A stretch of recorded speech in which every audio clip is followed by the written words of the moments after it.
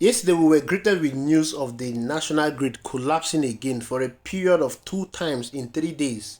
The national grid has collapsed an alarming 107 times in the last decade, underscoring a persistent power crisis that has hindered economic growth and the quality of life. In 2024 alone, under President Bola Tinubu administration, the grid has already collapsed 12 times. Despite receiving a $1.4 billion loan, Nigerian government is yet to deliver reliable power to over 200 million persons. What a shame! What a total disgrace. The worst of it is that we are stuck at generating between 4,000 to 5,000 megawatts for a country of over 200 million population. Mr. Peter B, the presidential candidate of the Labour Party, has blasted President Bola Tinubu over the constant collapse of the national grid. He has attributed this to bad governance. Of course, it's bad governance. It seems that Nigeria does not even have a president. The chronic power shortages are largely the result of bad governance, entrenched corruption, and lack of accountability, which have plagued the power sector for decades. There is no justification to the fact that despite receiving sufficient funding over the years, yet these funds have failed to translate into tangible improvement. Corruption has led to the misappropriation, with funds being siphoned off by government officials and private contractors instead of being used to build or maintain infrastructure. This mismanagement has created a cycle where funds meant for upgrading the grid are either misused or poorly allocated, leaving the system vulnerable to frequent collapse. The worst of it is that there is no transparency in government. No one is even given an account of how much has been spent so far in the power sector. Contract and expenditure are kept in secret. All this is the reason why corruption and inefficiency are thriving in our country.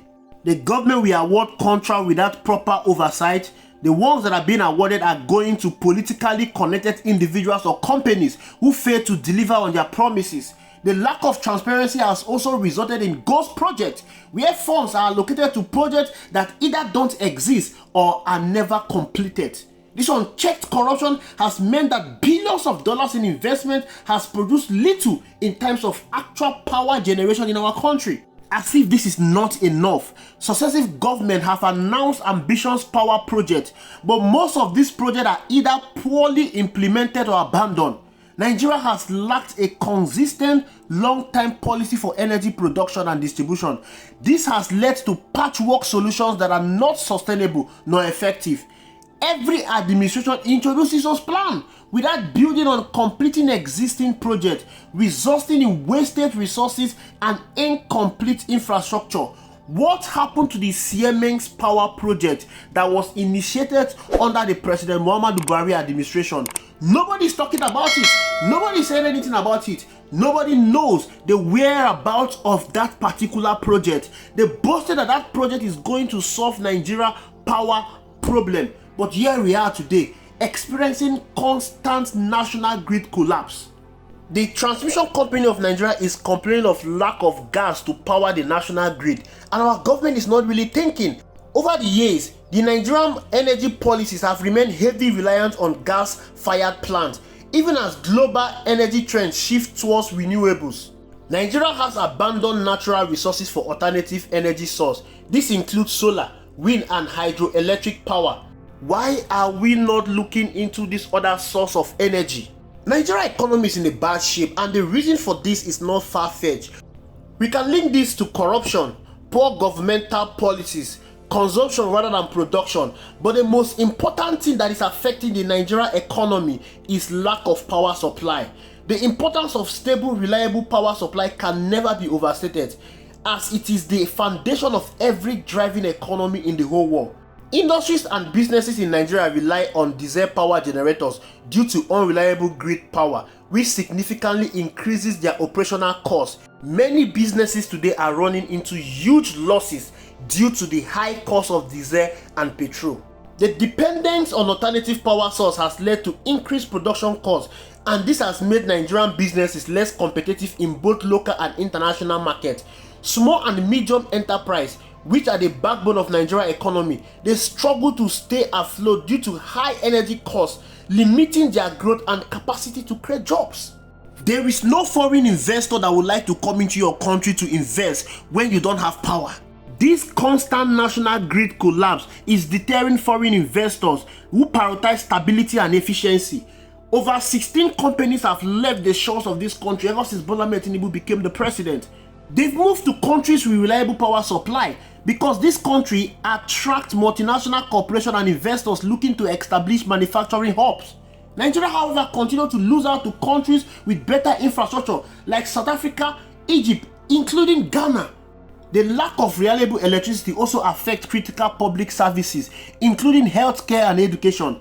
Hospitals frequently suffer from power outages, which jeopardize patient care, particularly in emergency situations and for patients on life support machines. We are not even talking about schools that cannot even provide conducive learning environment due to lack of power.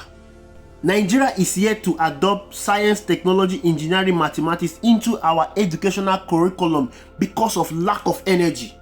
Having a stable power supply in this country is not a rocket science. Other African countries have done it.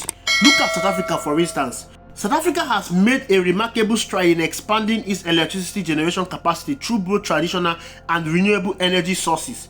The country generates over 50,000 megawatts, significantly outpacing Nigeria's capacity of less than 5,000 megawatts.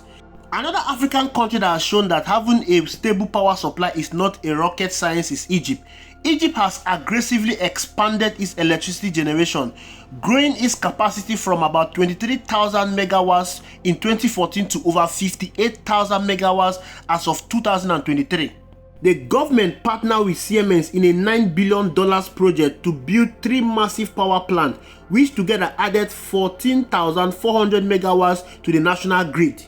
With $9 billion, Egypt was able to move her power generation from 23,000 to 58,000 megawatts. Guess how much Nigeria has spent? Nigeria has spent $29 billion from the dawn of democracy in 1999 to date, but yet we cannot even have 2,000 megawatts of electricity in this country. What a shame. Another African country worthy of note is Kenya. Kenya has become a leader in East Africa by tapping into its geothermal resources, which contribute over 30% of its power supply.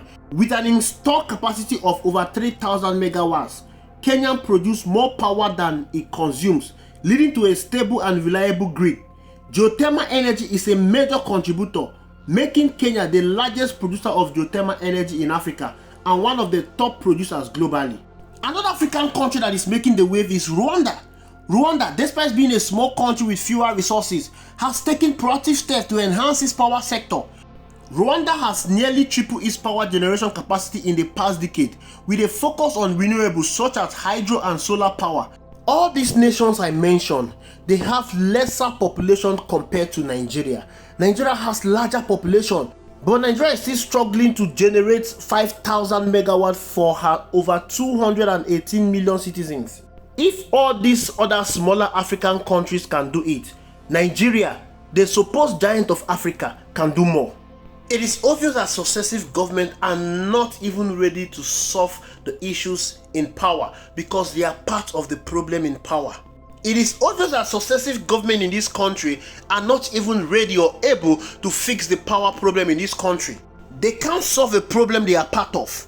Addressing corruption should be one of the problems we need to address if we need to solve the issues of power. Nigeria must enforce strict anti-corruption measures in the energy sector, including independent audit of power sector expenditures and transparent bidding process for projects.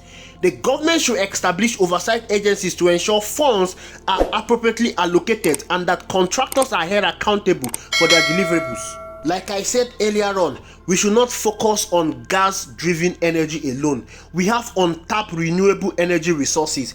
We must, as a matter of urgency, diversify our energy production to include solar, wind and hydroelectric power. The government can reduce the strain on the national grid and provide cleaner, more sustainable power.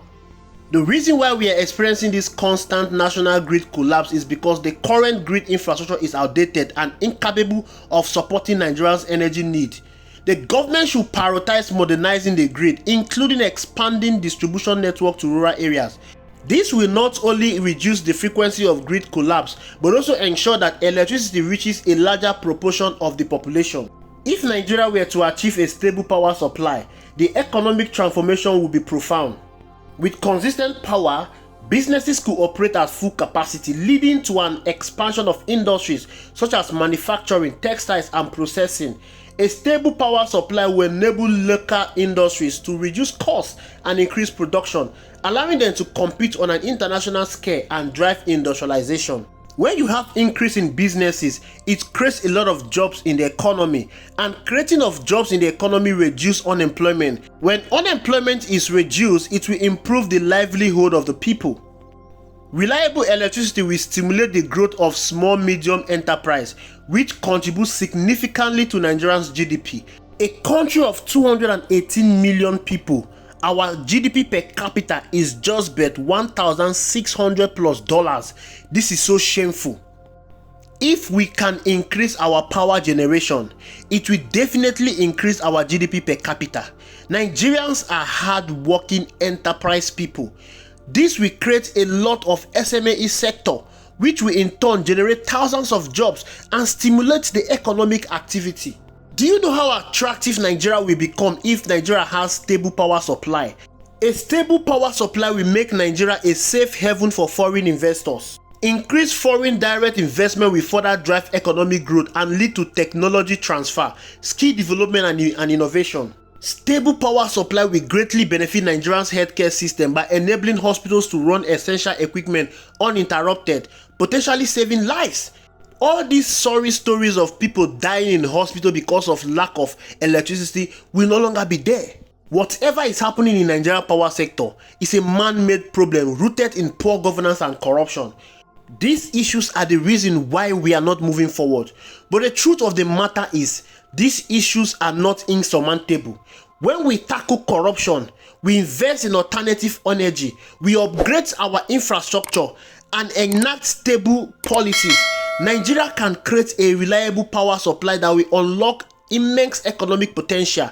It will improve our public service and uplift the standard of living for millions of Nigerians. With stable electricity, Nigeria could shift from being a struggling economy to one that harnesses the full strength of its people and resources, positioning herself as a leader in Africa and beyond. It doesn't take much to achieve all of this. If President Bola Ahmed Tinubu cannot do any of this, he should make way. There are many people that are willing to do the job. There are people that are willing to sacrifice themselves to ensure that they give Nigeria stable power electricity. Someone like Mr. P2B traveled to Egypt to go and study their power sector. It shows he has the willingness to do the job. If Bola Ahmed Tinubu cannot do the job, he should step away. Mr. P2B can do the job for us. Thank you for watching. I will see you in the next video.